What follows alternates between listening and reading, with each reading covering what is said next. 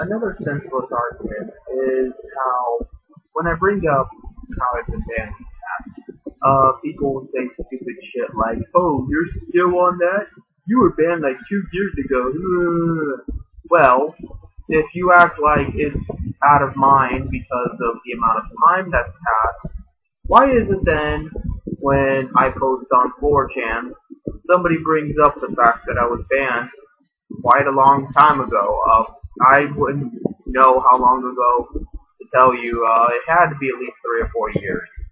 And to this day, if I post, well, I should say post on traditional games, because that doesn't tend to happen on politics or video games or comics or anything else. It's not like I only went to traditional games, but for some reason, only the fat neckbeards that play Dungeons and Dragons seem to have a problem with me. Comic fans, video game, and political people don't seem to much care, and in fact tend to like my posts. So I don't know what to tell you there. I don't know what it is about that type of demographic that just seems to love moderators so much, so religiously, that after 3 or 4 years, they will still lose their shit if they even think Jim Prophet is there. I'm not stupid. I'm not just going to invite myself for another ban, infuriate myself, and have to use a different IP. But I do subtly hint that I post there, because, well, I have the right to. I'm a human being.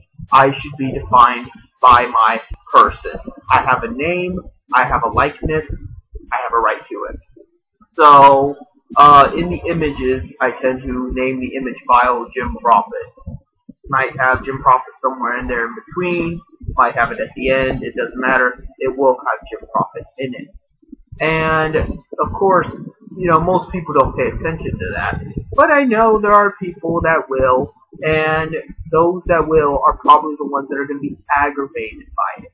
Because apparently they have nothing better to do than to look at the file name and think, "Oh, Jim Prophet was banned, therefore I have to be upset for the moderator." Because that makes fucking sense. The moderators aren't capable of doing this shit themselves. They need you to come behind them and lift their asshole completely, don't they? Because it's not enough that they could just trash your account at any moment and then you can't post on 4chan either. Let's fucking, go behind them and do their work for them. That makes sense. So, I'm testing this theory out on a topic, and somebody mentioned how you shouldn't even post Jim Prophet in your file name as a joke.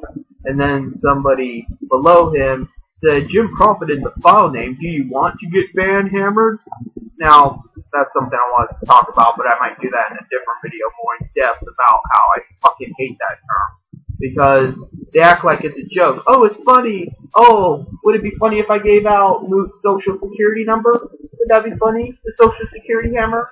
Maybe a little credit card hammer? Maybe a little, address and date of birth hammer? Is that getting your funny bone tickled? No?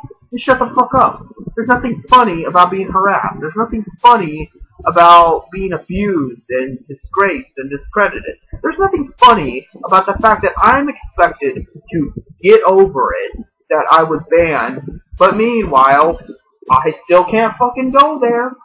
3 or 4 years later, if I'm caught there, they're going to get me banned again. Because, that's kind of how a lifetime ban works. But how do you bypass a lifetime ban? You don't. That's I guess the joke. That you just are supposed to deal with it because you're the bitch and they're the rapist. So, suck it up, rape victim. And that's not how Jim Prophet operates. So, I'm going to ignore your ban. I'm going to ignore your rules. I'm going to do what I want to do. And if you try to stop me, I'll fucking kill you. And I'll kill your family.